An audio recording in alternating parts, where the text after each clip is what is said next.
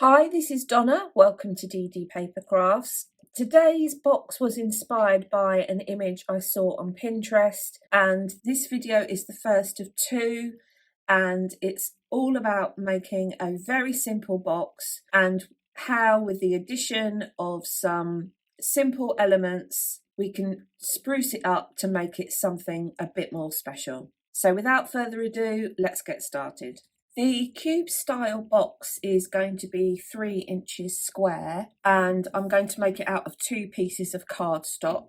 The first piece is 10 inches by 3.5 inches, and along the long side it's scored at 1/2 inch, 3.5 inches, 6.5 inches and 9.5 inches, and along the short side it's scored at 1/2 inch. The second piece of cardstock is 9.5 inches by 3 inches, and this is scored at 1/2 inch, 3.5 inches and 6.5 inches. We'll put the cube together. Start by folding and burnishing along all of the score lines. And as I said at the beginning, this video is about decorating boxes rather than the construction of the box itself. So you can make your box any size you so choose and then just follow the process I've used for decoration perhaps. We'll start with the longer piece, and this is going to form 3 sides of the box, and then the second piece is going to come across the top, down the back and along the bottom. I'm going to start with the 1/2 inch tab in front of me at the bottom and cut up each of the score lines within the 1/2 inch tab. Rotate. I'm going to remove this small square, remove the small square at the other end, and then on each of the glue tabs that we've created, I'm just going to work my way around and just take a wedge from the ends.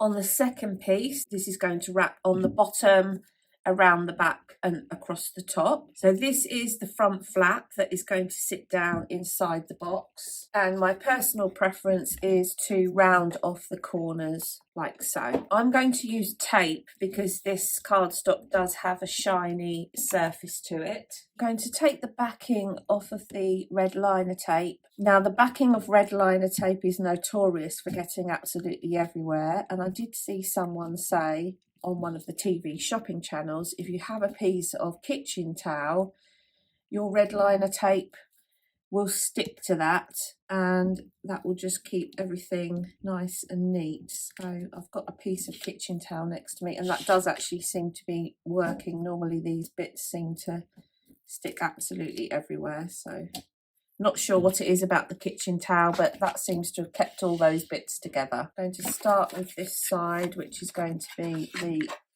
bottom. And then these 2 sides are going to fold in like so. This one is going to come up and be the back.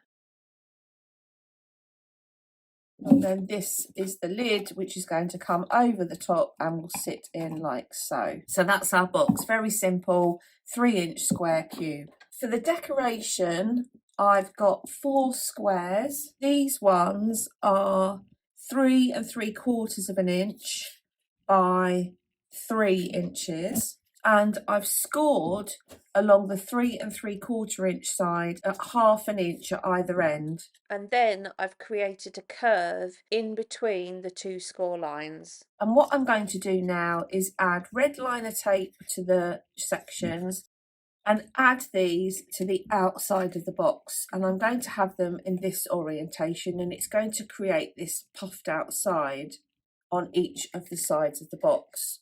So I'm going to add each one of these onto each of the 4 sides. So get the top edge and the bottom edge of the patterned paper lined up with the top edge and the bottom edge of the box, because you want to retain this curved look. And obviously by changing the height of the piece, which in this case was 3 3/4 of an inch. If you were to make that shorter, for instance 3.5 inches, that's going to make this section shallower, so it wouldn't stick out as much as it does on this particular box here. Now with this particular box, I actually chose the patterned paper first, and this was in a pad, and it's not the sort of design that I would normally use.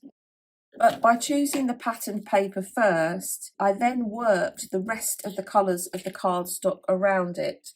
So for instance, I then chose this pink based on the colours within this pattern. So there's the final element for the side. So we're now going to make the section which is going to go on the lid. I've chosen another patterned paper from the same paper pad, so you can see how these have got similar colours used. And I've then chosen 3 colours from within the paper pad to create the 3 layers. And these are colours that I wouldn't normally put together, but I've used the pattern within the paper pad as my inspiration for the colour scheme. So the largest square is 3 1/8 of an inch square. The next one down is 3 inches. The next one down is 2 7/8, and then the matte layer, the pattern paper, is 2 3/4. I'm going to add some tape to the back of my top layer. So let's put the lid down, sit that squarely over the top. That looks good.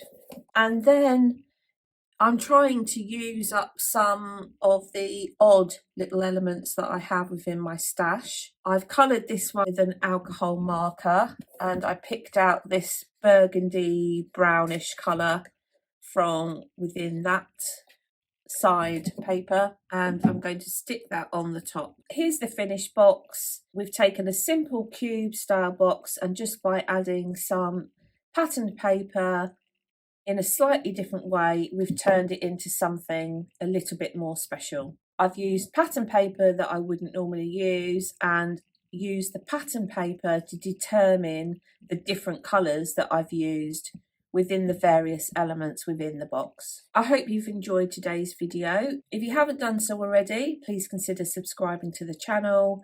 And the next box we're going to be sprucing up is going to be a round box, so hit the notification bell so you don't miss out on that one. Until next time, thanks for watching.